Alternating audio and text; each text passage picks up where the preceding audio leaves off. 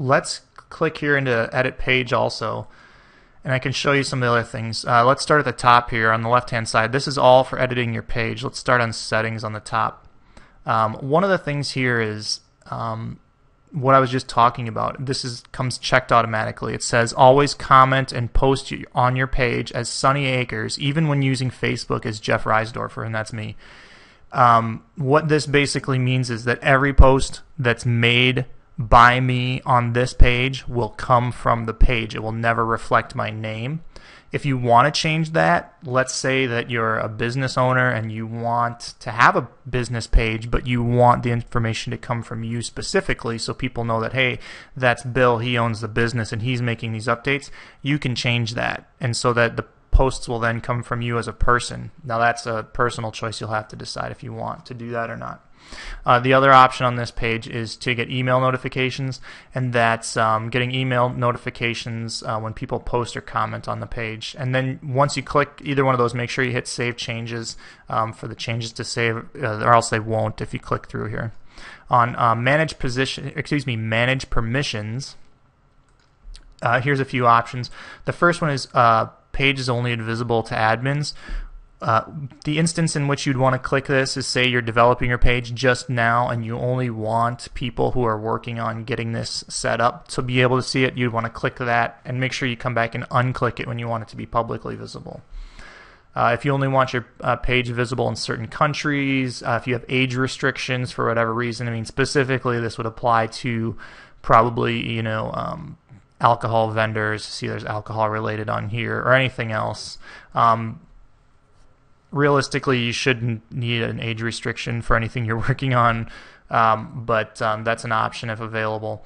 Also, some other things that happen here, you can wall tab shows all posts or only posts by the page.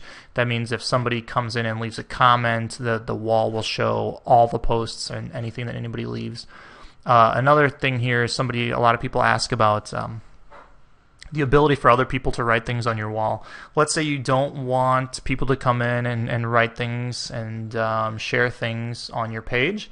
All you have to do is come in here and click Users Can Write or Post Content on the Wall. You just click that and unclick, so it's not available, so that nobody can do that except for yourself. Any administrators can do that, but no general users. Also, add photos or add videos, you can turn that off.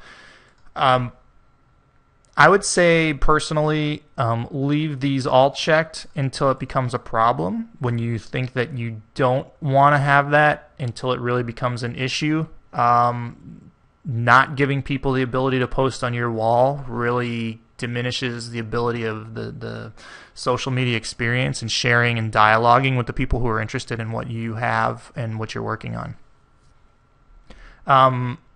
There's some moderation block list.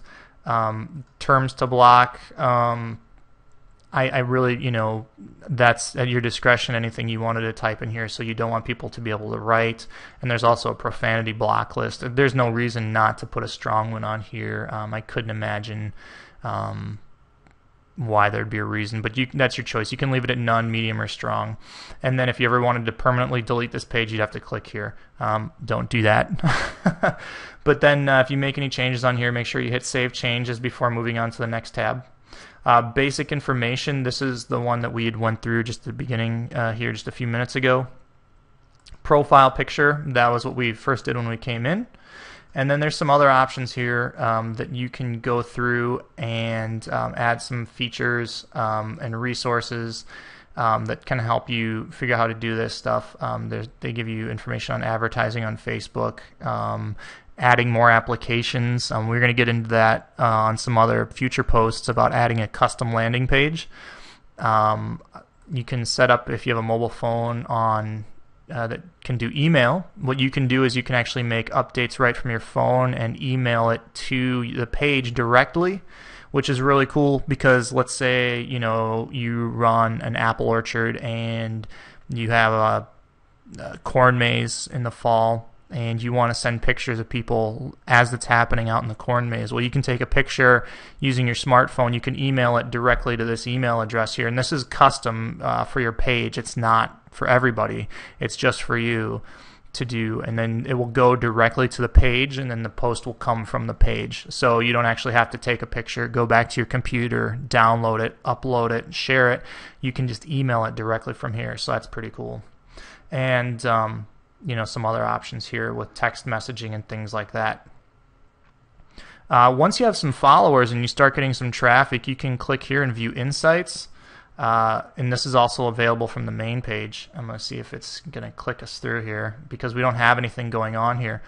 But this will tell you a lot of great information. It'll talk about daily active users, weekly active users, monthly active users, how many post views, and how much feedback you've gotten. You can actually also, once you get further into it and have some people following you, you can get some demographic information about age ranges, gender, locations of people who are following your page. So you can actually figure out who's, you know, generally looking at your page and maybe who you want to start marketing towards.